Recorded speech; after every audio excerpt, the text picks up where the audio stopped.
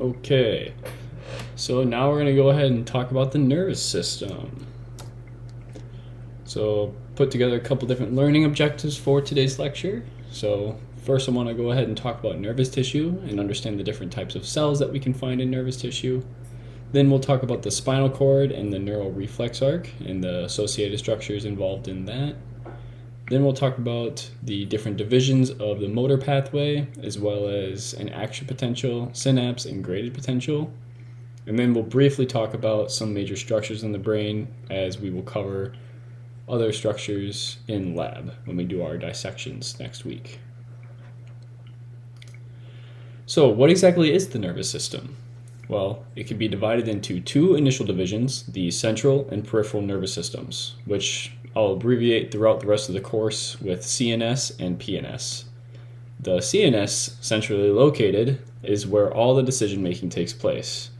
Input is received from the periphery or the nerves and sent to the spinal cord and then to the brain, where all the processing of information is going to occur.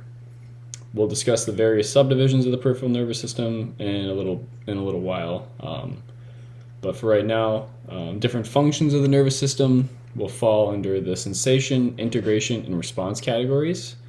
So we have sensory receptors that provide information about stimuli, integration areas in the brain that pair up various incoming stimuli to provide a specific response to be carried out by effectors or motor neurons.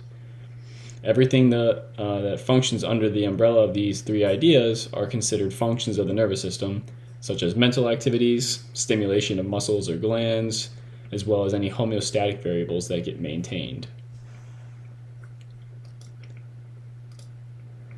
So when we're talking about nervous tissue, we are either talking about neurons or we're talking about glia, or neuroglia. You'll see it every now and then as well.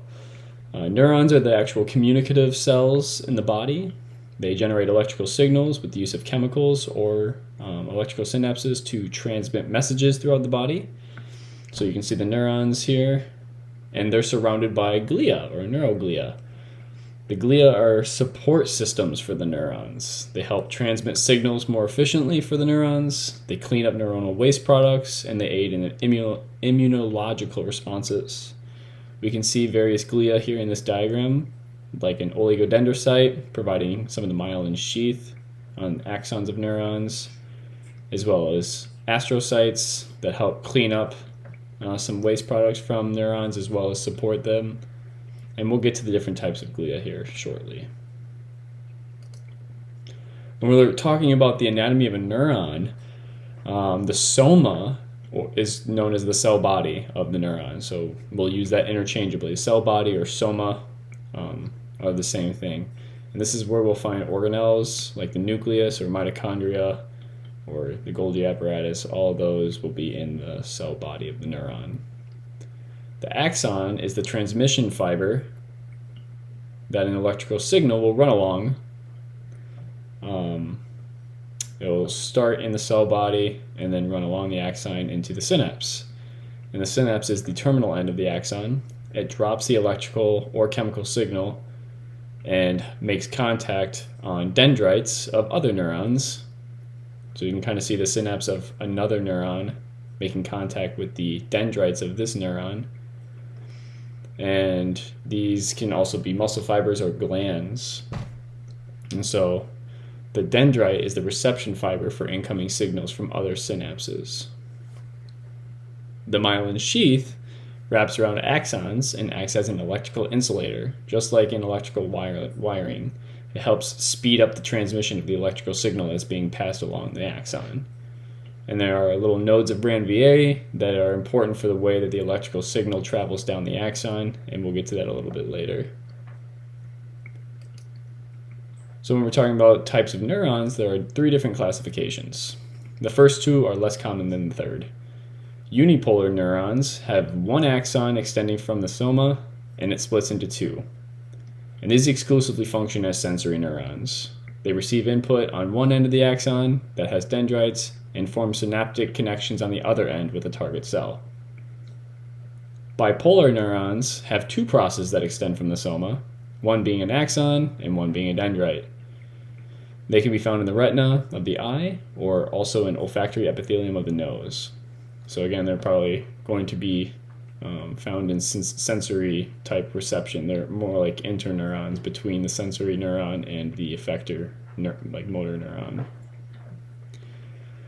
The more common type of neuron is a multipolar neuron, which will always have an axon extending from the soma, as well as multiple dendrites receiving input.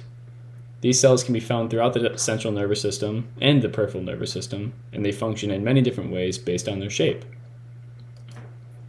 You can see here there are different types of multipolar neurons with different various shapes. Don't worry about memorizing these. Just understand that they come in different shapes and sizes, which means they come with different functions as well.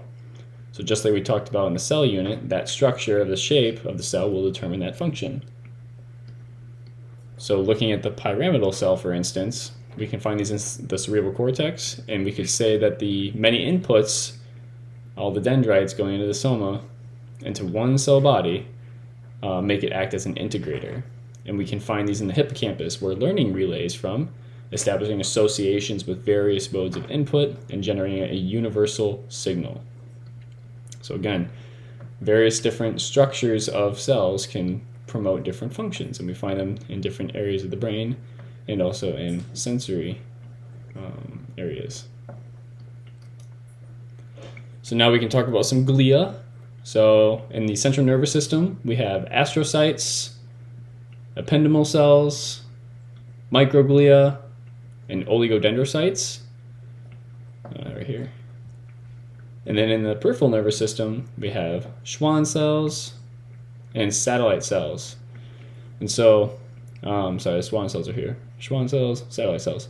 All these different cells perform supportive actions for the neurons that they support. And so in the central nervous system, we have 4 different types, and in the peripheral nervous system, we have 2, but they perform the same functions for their respective nervous system. So starting off with glia, these are star-shaped glia. Astrocytes, they're star-shaped glia, and they have many processes extending from their main cell body, or soma. These extensions form connections to the surrounding blood vessels, as well as the neurons and the pia mater, which we don't see in this diagram, which is the connective tissue that covers the central nervous system. Astrocytes function to support neurons by maintaining the concentration of chemicals in the extracellular space.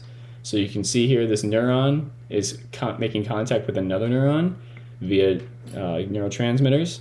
Astrocytes can help clean up excess neurotransmitters that are left in this cleft here. We'll talk about that a little bit later in the lecture as well. They also react to tissue damage and contribute to the blood-brain barrier, which is a barrier that keeps many substances circulating through the rest of the body from getting into the central nervous system. So nutrients like glucose or amino acids can pass through the blood-brain barrier because they're needed by neurons, but other molecules like many drugs and pharmaceuticals cannot. Next we have ependymal cells. These are going to line the ventricles of the brain and central canal of the spinal cord. And so it will filter blood to make cerebral spinal fluid, or CSF as you might see it abbreviated. And it makes up what's known as the choroid plexus, which is a specialized structure in the ventricles where ependymal cells meet blood vessels, right here, for filtering. So the blood will circulate on this side of the thalamus, inside the thalamus, and the ependymal cells on the other side will filter blood or nutrients such as sodium, potassium, vitamins, oxygen is an important one. Filter those from the blood, and then put them into the cerebral spinal fluid, and then from the cerebral spinal fluid take waste products, various ions and amino acids when necessary, and pump them back into the blood to be redistributed to the lungs to be expelled as waste products, or to be sent to the kidneys to be expelled as urine, or however they are going to be excreted. Basically, these ependymal cells are a filtering site for the cerebral spinal fluid, and we find them in the choroid plexus. Next we have oligodendrocytes. Oligo meaning few, dendro meaning branches, and cyte meaning cell. So it literally means a cell of few branches. They have a few processes that extend from the cell, and they wrap around axons of neurons, and they form the myelin sheath. One oligodendrocyte can encompass multiple axons, as you see here, and the myelin sheath again increases transmission along the axon. This will be the exact same function as a Schwann cell in the peripheral nervous system, but they just have different structures. So the oligodendrocyte can attach to multiple axons based on its one cell body. Next we have microglia. We're not really sure where they stem from, but we think that they originate as white blood cells, as macrophages, so that's kind of what this is showing here, as a myeloid progenitor into a microglia progenitor, and then it makes its way to the embryonic brain and becomes a microglia. And so it's almost like an immune cell, but for the brain. They act in this fashion for the central nervous system. They surveil the brain for pathogens or foreign substances just like a macrophage would the rest of the body.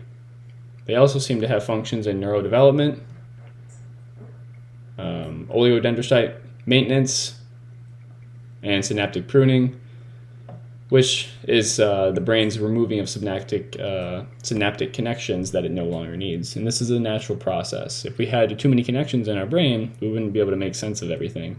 And so we have to kill off some connections so we can make sense of the connections that are necessary for survival. So those were all the central nervous system glia, and now we can talk about the peripheral nervous system glia, Schwann and satellite cells. The Schwann cells are just like the oligodendrocytes, but for the peripheral nervous system. Another difference of them is the entire cell encompasses an axonal section. So this is one Schwann cell, another Schwann cell, another Schwann cell, rather than an oligodendrocyte, encasing multiple sections of an axon, if not multiple axons. We have one Schwann cell encompassing a certain section of the axon.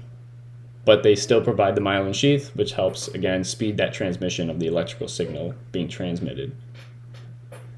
Satellite cells are found in ganglia, which are surrounding cell bodies of neurons. So this is a giant ganglia, and satellite cells surround it, supporting that bundle of neurons. They have a similar function just like astrocytes. And so again, if you're thinking about the different types of cells, yes, I just told you that there were 6 different types of glia, but really there are 4 functions of glia because 2 of them reside in the peripheral nervous system and have the same functions as 2 of them that have functions in the central nervous system. They just have different areas of the body that they're performing for.